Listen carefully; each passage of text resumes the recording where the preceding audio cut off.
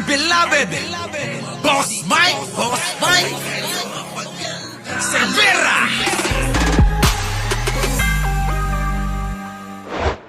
Duterte, no? Pero Yung mga sumusuporta daw kay Duterte. Kuya, pasok. sumusuporta kay Duterte, no? Pero ito sasabihin ko sa inyo, guys, totoo to, no? Real talk lang tayo dito. Usaping pag-aristo kay Duterte, kay former President Duterte. Pakinggan nyo to, supporter tinidigong, pero kahit papano nag-iisip to. Siguro kasama to sa nasabuyan ng asin. Ay, sabi niya, 2.8 daw tayo, magta-3,000 na tayo. Mag-a-4,000 na nga eh. 751 pa lang yung nagla-like. Si Munting Tinig, hindi yan nag-like. Tuloy. Kung sino ba talaga ang may kasalanan? Bakit nag-trigger yung nangyari yung pagka-aristo? No? Ang dami niyong sinisisi. Pakinggan Sinisisi nyo. niyo si BBM. Sinisisi niyo si Relator, General. Pero hindi nyo alam kung sino talaga ang may kasalanan kung bakit inaristo si former President Duterte. Marami sa inyo ang hindi nakakaalam nito, no? Alam niyo ba kung sino talaga ang may kasalanan bakit inaristo? Nagkaroon ng warrant of arrest si Duterte? Sino? Ako, guys, sabihin ko sa inyo, guys, ako sinasabi ko to, hindi ako, sa totoo lang, no? Ako hindi ako BBM. Hindi daw. Hindi ako BBM. Duterte supporters ako. Duterte supporters yan, mga kababayan. Kaya pakinggan nyo yan. Sige, tuloy kuya. Kahit Duterte supporters ka. Pasok. Supporter Pero bakit ganito ang reaksyon ko? Real talking ko na kayong mga supporters ni Duterte. No?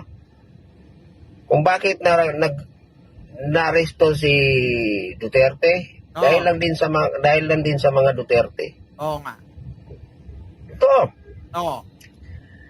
Dahil na rin sa kanila, sa mga Duterte, at may partisipasyon din yung mga supporters at followers ni Duterte. Bakit? Kayo, tanungin ko kayo. Kayong mga supporters ni Duterte. Natuwa ba kayo kung sasabihan kayo na bangag? Yan na nga. Natuwa kayo? Oh. Si Bibi may pamilya, may mga anak, Correct. may advisor. May advisor yan. Tanungin ko kayo. Tuwa kayo? Tawagin kayong adik. Real talk tayo dito. Ako supporters, ako nasaktan din ako. Nasaktan din ako ng pag-aresto ni Duterte. Pero kung laliman natin ang pag-iisip natin, kung laliman natin pag-unawa natin sa mga... Makinig kayo mga DDS kayo! Buti pa si kuya eh! Kahit mabagal magsalita, may laman yung sinasabi eh. Ganitong argumento gusto ko. Kahit DDS pa yan, wala akong pake. Basta alam ko na may laman yung sinasabi. Pasok kuya. Nangyayari sa mga lumalabas sa bibig ng mga Duterte, lalong-lalo na pamilya Duterte. At yung mga ibang mga vloggers na mga supporters. Supporters ni Duterte. Isipin nyo raw yung mga lumalabas sa inyong bibig. Sino na Duterte? Duterte din. Totoo yung warrant of arrest na yan. Kayang pigilan ni BBM yan. Kaya niyang hindi pa implement yan dito sa ating bansa. Pero dahil na rin sa lumalabas sa bibig ng mga followers, mga supporters ni Duterte, at lalong-lalo na rin sa pamilyang Duterte. No? Kaya, hinayaan niya na lang. Real talk tayo. Real talk tayo. Ito, isa lang, ang daming sinasabi nila, ang daming sinasabi, mga vloggers, mga supporters ni Duterte, ang daming sinasabi, pero isa lang ang paano ko sa inyo, Na ano? Tanungin ko kayo, matuwa ba kayo? Na? Kung tawagin kayong bangag at adik, Oo nga! lalong-lalo na't ikaw ay nasa ano ka. Magalit na kayo kung magalit, pero yan ang totoo. Oh, kita nyo? Totoo naman eh. Ayaw nila yung kuya. Buti na lang nasa sasakyan ka. Kung hindi, baka mamaya may makarinig sa'yo sa tabi mo. Gugulpihin ka. Oh, tama yan. Sige. Oh, DDS yan ha. Nung una pa lang sinabi ni Duterte yan, yung sinabi niya nung bangag. No, bangag ang ating presidente. Doon pa lang, magti-trigger na yon. Correct. Magti-trigger na yon kay BBM. Hanggang sa tuloy-tuloy, gumaya yung mga followers, yung mga vloggers ni Duterte, gumaya na, tinatawag na ngayon na, Presidente, tawagin mong bangag, tawagin mong adik. Oo nga. Natuwa, sa tingin nyo, natutuwa si BBM sa tawag nyo sa kanila? Tama. Ay, kahit kayo, hindi kayo matutuwa. Tama. Kahit sabihin nyo, kahit kayo guys, kahit sabihin nyo, kahit kayo sa inyo sarili nyo, kahit totoong gumagamit kayo, adik ka. Pero hindi ka matutuwa kung pagsabihan ka sa maraming tao. Tama. Ipagkakalat sa pamamagitan ng social media, ikalat,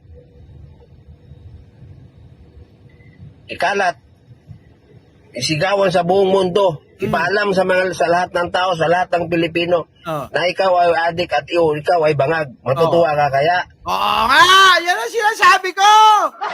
Oh, sana yung mga DDS gayahin nyo to. Para ano? Para naman magkasundo-sundo tayo. Ano, DDS yan eh.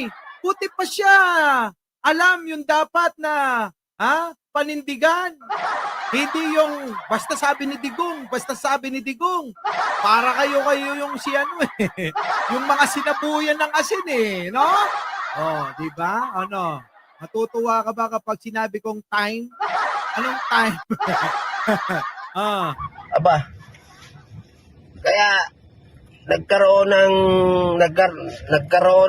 naglabas ng warrant of pinipigilan yan, kalukuhan yan. Anong magagawa ng pulis? Oo nga. Anong magagawa ng mga general kung pipigilan sila ng commander-in-chief nila? Oo nga.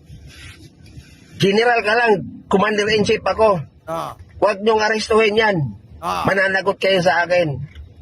Ibalik niyo yung warrant of arrest na yun kung saan galing yan. Di ba? Di ba si Kuya marunong eh. Dapat ganito yung gayahin nyo, yung mga DDS dyan Puntahan nyo yung ito si Kuya. Hanapin nyo. Sabihin nyo, Kuya, pa-plus naman para mahawa ako sa'yo. Ganon. Sabi mo, Kuya, pa-plus naman para mahawa na ako sa'yo. Napapagod na ako kakasama sa mga DDS eh. Kasi, buti ka pa. Eto na yung makabagong DDS. Ganito dapat, mga kababayan, gusto nyo magkasundo-sundo tayo, di ba? Yung mga DDS. Ganito na dapat Ganyan na pagiging DDS. Pag ganitong DDS, ang makakaharap natin, magkakasundo-sundo tayo. Hahayaan namin kayo sa gusto nyo. Na na pagmamahal kay Digong, okay lang yan. Pero ganito ganito dapat. Ang pangangatwiran. Ay, di ba? Kaya nga eh. Eto, yung pagbabanta na naman daw nila, pasok. Nilagay, Cathy San Gabriel, Joyce Lagoang, sa heightened alert ang mga pulis sa Metro Manila. Abay, Nako. bakit? Eto ba yung sinasabi nyo? Eto ba yung tina-time ninyo?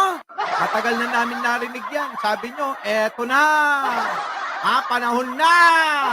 Oo, sabi pa nila mga kababayan, malapit nang bumagsak si Bongbong Marcos. Ganun, pero mga kababayan, hanggang ganun na lang sila. Puro banta, pero wala naman nangyari. Ayun, eto na naman yung panibago nila, mga kababayan, pakinggan ninyo. Muling inilagay, Cathy San Gabriel, Joyce Lagoang, sa heightened alert ang mga pulis sa Metro Manila. Abay, bakit? Ayon kay NCRPO Chief Police Brigadier General Anthony Abirin, ito ay bilang paghahanda sa bantang caravan ngayong araw ng isang grupong sumusuporta kay dating Pangulong Rodrigo Duterte. Sa ngayon, wala pa umunong grupong nag-apply ng permit para magkasa ng pagkilos, pero may na-monitor na ang NCRPO na umano'y magsasagawa ng caravan na magtitipon-tipon mula ho riyan sa Quezon Avenue hanggang sa Liwasang Bonifacio sa Maynila. Kita nyo, naniniwala na kayo sa akin. Meron silang isasagawang pagtitipon-tipon. Oo. Di ba sabi ko sa inyo, tandaan nyo to sasabihin ko. Nagre-recruit na sila ng mga rallyista. At ang bayad, 5,000 isa. Naalala nyo yan, nung isang araw, sinabi ko. Naalala nyo? Ayan na, ngayon yan mangyayari. Tuloy. Sabi ko sa inyo magaling ako manghula Tiniyak ng NCRPO na may nakalatag na silang security measures Na? sakaling matuloy ito.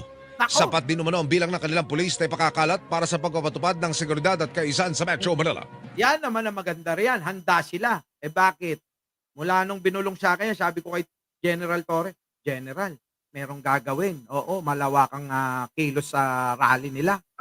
Oo, magra-rally sila mula sa Quezon City. Sabi ko pa, hanggang sa Liwasan, hindi tiyak kung pupunta ng EDSA. Kaya abangan mo, EDSA o sa Liwasan kasi may panlilito yan. Buti na lang talaga si General Buti na lang nakinig Di ba? Buti na lang nakinig. Tuloy. Samantala, wala ring namomonitor na banta sa seguridad ang pulisya sa gitna ng babala ng isang vlogger na magkakaroon ng isang emergency. Kita nyo, yan ba yun? Yung emergency, kailangan nyo na ng power bank, kailangan nyo ng pagkain, kailangan nyo ng ganito, kailangan nyo ng ganyan, mag-imbak na kayo. Ganun yung kanilang yung kanilang pananakot sa tao. Akala mo naman talaga, meron silang bilang. Ilan ba sila? Tanong ko lang, ilan ba sila? Lahat ba ng mga tao loko-loko na para sumama sa mga ganyang protesta? Naku, mga kababayan, malilinaw pa isip. Yung mga DDS ng iba, mga kababayan, ayan, kita nyo, nag-iba na ang pananaw nila.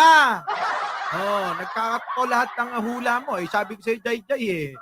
Tuloy. Sa isang video, pinayuhan ng vlogger ang mga residente sa Metro Manila na mag-imbak ng pagkain. Napanood mo na ba ito, Kati San Gabriel, Joyce? Ay, napanood ko yan, hindi ko pinansin. Kasi mukhang loko-loko yung nagsabi niyan. Yung mga DDS, kahit nga taong grasa, ang magsalita, sasabihin, marami sila, maniniwala yung mga yan Yung mga DDS, mga kababayan, kahit taong grasa magsalita, naniniwala. Lagoang, napanood mo ito? Gamot, baterya at power bank dahil may mangyayari umano sa Kalakang, Maynila na hindi na nito idinitalye. Ayon sa Fake NCRPO. news yan, fake news. Fake news daw. Fake news yan, fake news. Kita nyo, ang hilig nyo. Alam nyo kasi itong mga DDS, magaling talagang gumawa ng fake news. Oo, magaling talaga. Samid tuloy ako. Ayon sa NCRPO, wala namang natatanggap na credible information ang kanilang intelligence unit kaugnay. Samantala, inaalam na ng NCRPO ang pagkakakilala ng vlogger at ang impormasyon sa mga binanggit nito. Nako, patay. Yan mga kababayan maliwanag fake news yan. Di ba? Fake news. Kaya mga kababayan, nililito lang nila. Tandaan nyo, eto ang tandaan nyo mga kababayan. Huwag nyong kakalimutan ito. Ayan. Pa rin ang loob ng pamilya ni Kian sa ginawa sa kanilang kaanak. Lalo na't nangangarap rin daw siyang maging pulis. Nagmamakawa na po. Sa mga naaawa kay Digong, papiliin ko kayo. Kay Kian o kay Digong, wag na yung iba. Marami pa dyan hindi lang si Kian. Sama natin, baka magtampo sila. Yung mga biniktima ni Digong, sa niya, war on drugs niya, sa sa biktima ng EJK. Ayan, kanino kayo sasama? Kay Digong o dito sa mga biktima? Pag-isipin nyo maigi yung mga DDS kasi yung mga yan, mga kababayan, kulang ng aruga at sustansya ang utak nila. Kaya yung sustansya, late na late, malaman kung ano ang dapat paniwalaan. Kaya tandaan nyo mga kababayan, medyo habaan ang pasensya pag DDS ang kausap Makikitid mag-isip yan. Maiisip nila huli ng lahat, nangyari ng lahat, pero sila nag-iisip pa. Tuloy, eto tingnan nyo mga kababayan. Masama pa rin ang loob ng pamilya ni Kian sa ginawa sa kanilang kaanak. Lalo na't nangangarap rin daw siyang maging pulis. Nagmamakawa na po sa akin. Wala akong nagawa. Ang bait-bait ng anak ko, pinatay niyo na lang. Parang Kita nyo mga kababayan, wala namang kinalaman yung bata. Napakabait na bata, pinatay nila mga kababayan. Parang ako nung kabataan ko, masunurin siya magulang. Tapos anong ginawa ni Duterte? Dahil sa kanyang dahil sa kanyang programa kontra droga daw. Pero tandaan nyo, ayan, maraming nasawi dyan ng mga inosente. Tapos yung mga yung mga drug lord talaga, anong nangyari mga kababayan? Pinalaya niya. Yan ang masakit na katotohanan, pero yan ang katotohanan eh. Na talagang ginawa tayong lukot-lukot mangmang ni Duterte. Oo, tuloy. napakasakit. Wala yun, tutuloy ang laban kasi alam po bumubulong siya eh. Sinasabi niya sa mukha niya na mama, pinahirapan nila ako. Kita nyo?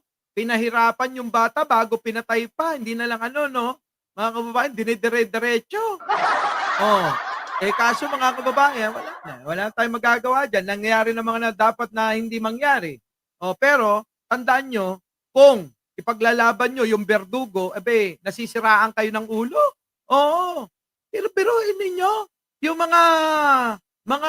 yung mga biktima, imbis na kampihan nyo at kayo, sumuporta kayo sa kanila, binabash ninyo. Ang problema, mismong mga biktima, binabash nila. Tapos kinakampihan si Digunyo.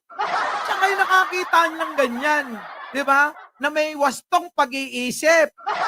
Kung yung mga biktima, imbis na suportahan, binabash pa nila.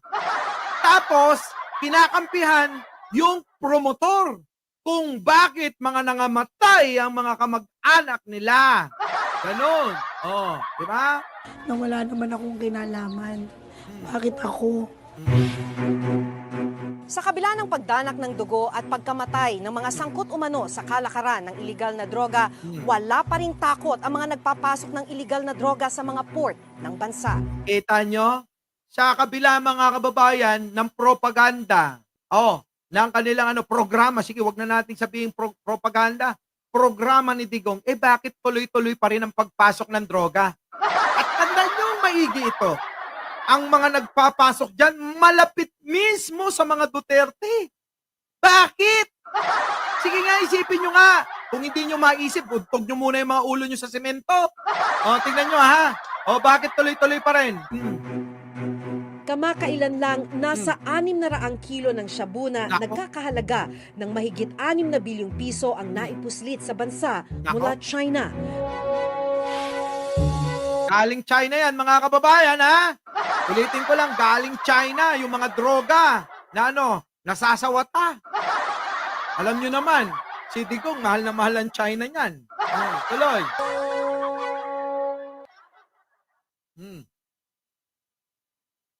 Tuloy!